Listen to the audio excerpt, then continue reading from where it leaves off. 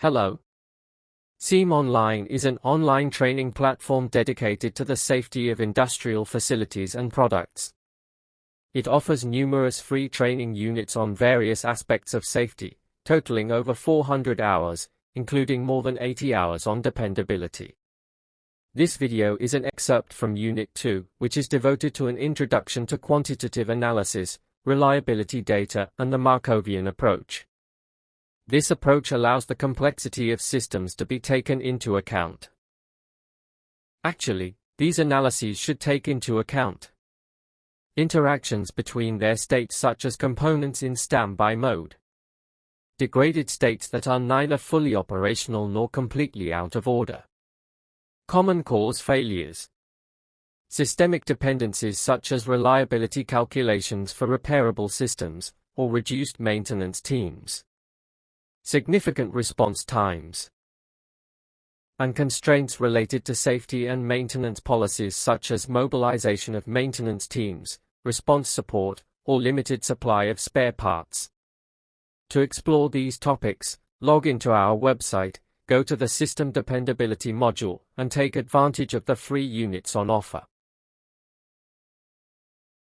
After analyzing how the Markovian approach made it easy to model the basic probabilistic concepts used in the framework of dependability studies, we are now going to look at slightly more advanced models and then draw some conclusions. Let me remind you again of the course outline, which is divided into 4 units. We are now in Unit 2 and we are tackling the 5th part devoted to the Markovian approach on advanced models. First, we will look at specific models that can be useful in certain particular cases. More details are given in the chapter 31.7 of the reference book. In the previous models, we considered that we only had one repair team. It led to a systemic dependency between 2 pumps with regard to repair. We now consider that we have 2 maintenance teams, one yellow and one blue, to clearly differentiate them. So, the dependency disappears, and from state E4, pump P1 and pump P2 can be repaired independently of each other. This is why a new transition from E4 to E2 has been added. However, a new dependency called common cause failure or CCF has been considered. Such a failure causes both pumps to fail at the same time. This is modeled by a direct transition from state E1 to state E4. This new transition is characterized by a failure rate equal to lambda cc. When one of the 2 pumps is faulty, this will not prevent this common cause failure from occurring.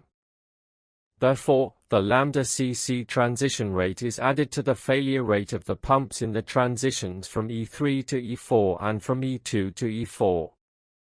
With regard to repairs, we have not changed because we consider that, whatever the type of pump failure, it takes approximately the same time to repair. We consider that when the common cause failure caused both pumps to fail, the 2 pump failures are repaired separately with their own repair rates μ1 and μ2.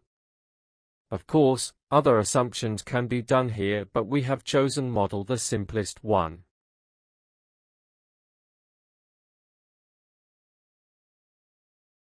Now if we consider that it is a bit stupid to have 2 pumps at 100% operation simultaneously, we can put one of the 2 on standby. Therefore, the availability Markov graph has to be modified as shown in the figure.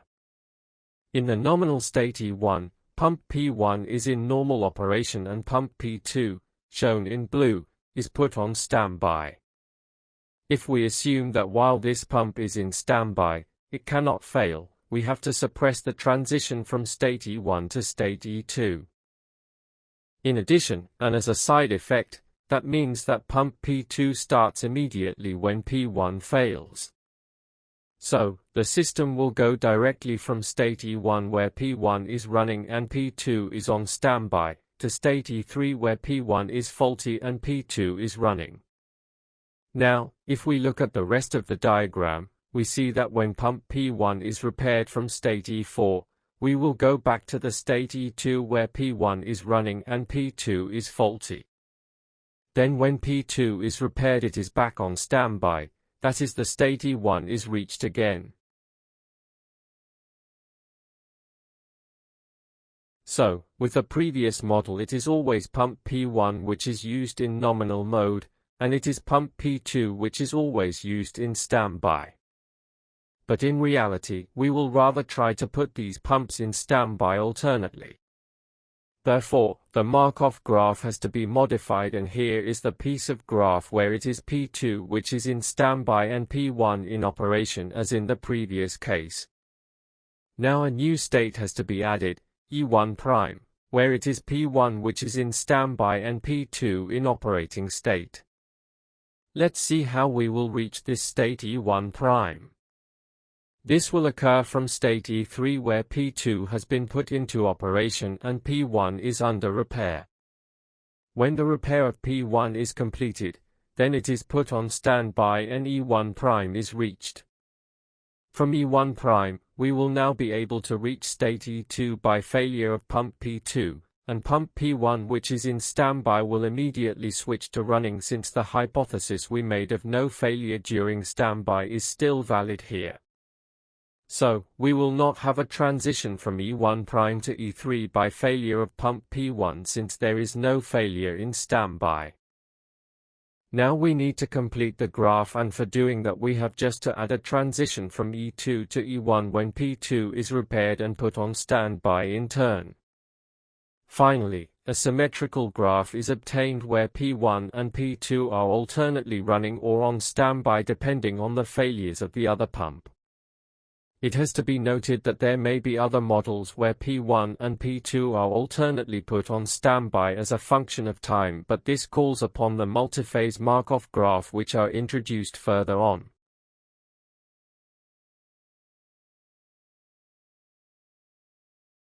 When only a single repair team is available, another repair case has to be considered: first failed, first repaired. This is called a FIFO queue, first in first out. To take this maintenance policy into account, the Markov graph will have to be modified to show which pump fails first. When P1 fails first and P2 second, the state E4 is reached from E3. This state E4 where both pumps are failed remembers that P1 has failed first. Then from E4, P1 is repaired first, and, when the repair is completed, the system reaches the state E2 where P1 is running and P2 is failed. Let's note that, in state E4, P1 and P2 are failed, but it is P1 which has failed first and therefore will be repaired first.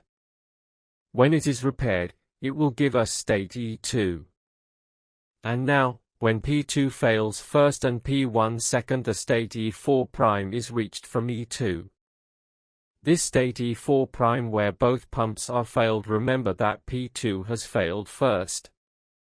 Then from E4', P2 is repaired first, and, when the repair is completed, the system reaches the state E3 where P2 is running and P1 is failed.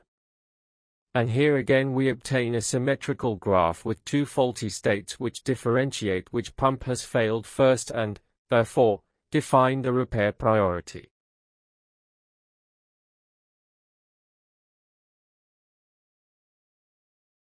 In the previous model where pump P1 was running and pump P2 was on standby, we considered that P2 cannot fail during standby and was starting with a probability equal to 1 when requested.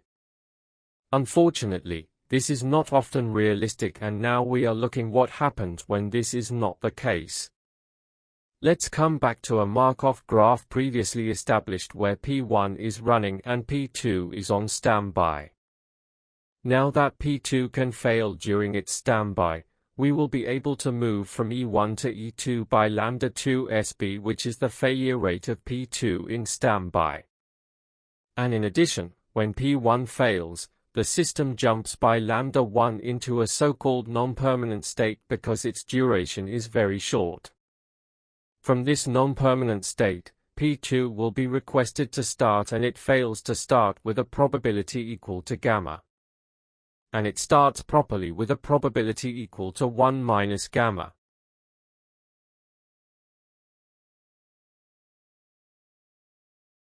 The previous Markov graph contains a non-permanent state that is not a Markovian state. We will therefore have to modify the graph to make it disappear.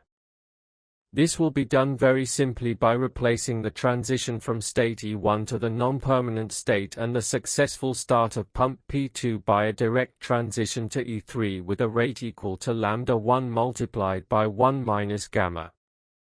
In the same way, the transition from E1 to the non-permanent state and the failure to start of P2 can be replaced by a direct transition to E4 with a rate equal to lambda 1 multiplied by gamma. Thus now, we only have Markovian states with normal transition rates, and we have obtained a Markov graph which is equivalent to the previous one where the non-permanent state has been removed.